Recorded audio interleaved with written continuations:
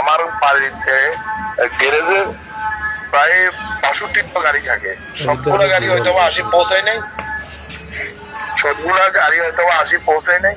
এখন এর ভিতরে যে কয়েকটা গাড়ি ছিল, মনে হয় ২৬টার মতো গাড়ি ছিল, গাড়িগুলাকে ভাঙি মেসাকার করে দিয়ে গেছে।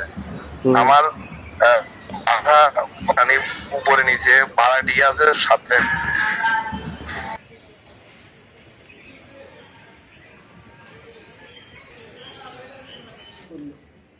আর ছোটো ছোটো তো নাই না, কোন রাজ্যে হারাম গুম যায় না, যে কেউ বমি করে, কেউ উড়ি উড়ি বই তার উনি বকে যে বলাও গুম যায় না। সারা রাত বেগায় উনি জাগাম কান্দা কাটিয়ে কে আমার আড়ালা দিলে ২৮ টাকা না নাচতে। আর এগুলো কি করে আর ঘরতে কেউ নাই, এই সময় দাদাও নমাছিল আর উত্তরাও কেউ নাই। আমি ছোটো ছোটো এগুলো কোন মুজে কি করি কিলে তারা ভিতরে ঢুকে গিলে কাজ করবি। আর দেখেন যাই জিনিস যে ভাঙি ইচ্ছা তসনস করি গেলে।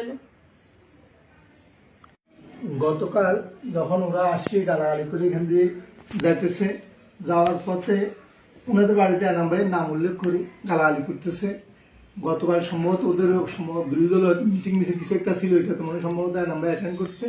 এই কারণে আসি ওনার বাড়িতে গালাগালি করে ঢুকছে। ঢুকি বাইরে যে গাড়িগুলো আছে গাড়িগুলো ভাঙি ফেললো, নিচ থেকে ইট মারি তাদের বাসারও গ্লাস ভাঙি ফেলছে। এর মধ্যে ককটেল আর কিছু বোমও ফুটেছে। এটা শুনে আমার শ্বশুরবাড়িতে আমাদেরকে রিং দিছে, আমাকে আমার ওয়াইফকে। আমরা আসি যে সময় দেখি ওই সময় ওরা চলে যায়, কিন্তু ওই সময় তারা গালাগালি করে একাডেমি দিকে চলে যেতেছে। এর পরেও নাকি শুনলাম আমার পরের লোক মুখে শুনে আরো অন্যান্য বাড়িতেও নাকি আক্রমণ করছে।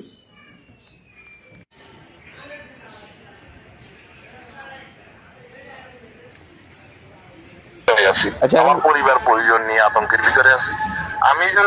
জি আচ্ছা, এখন সব মিলে হচ্ছে যে কি আপনার টোটালি ক্ষতি হয়েছে, এটা হচ্ছে বিষয়। হ্যাঁ, মানে ক্ষতি হয়েছে এবং কি আমাকে হুমকি দামকি দেওয়া হয়েছে এর আগে থেকে। আমি গত পরশুদিন একটা একাডেমি রোড একটা মিছিল করি। আচ্ছা, মিছিলটা কারণ আমি একজন গণতান্ত্রিক মানুষ, আমি একজন জাতীয়তাবাদের কর্মী, ওই হিসাবে আমার এই কারণে আমি এই দলকে সমর্থন করি হিসেবে আমি অবরোধের একটা মিছিল করছি। মিছিল করার কারণে মিছিল করি আমি, এর ভিতরে আমার মেয়ে হঠাৎ করে গতকালকে অসুস্থ হয়ে যায়। আমি হসপিটালে নেওয়ার পরে টেস্ট করার পরে আমি শুনি যে আমার মেয়ে ইয়াতে লিভারে প্রবলেম দেখা দিছে। আচ্ছা, তো আমি এই জন্য আরো বেশি টেনশনে ছিলাম। তো আমি এই জন্য বাসায় ছিলাম। বাসায় থাকার পর হঠাৎ করে আমার কাছে একটা নিউজ আসে যে আমার বাসায় থেকে আমাকে অত্যাচার করে মানে নিয়ে যাবে, ধরে নিয়ে পুলিশে সুপর্দ করবে বা তারা মারধর করবে। আমার পরিবার পরিজন শোনার পরে আমার পরিবার পরিজন শোনার পরে এরা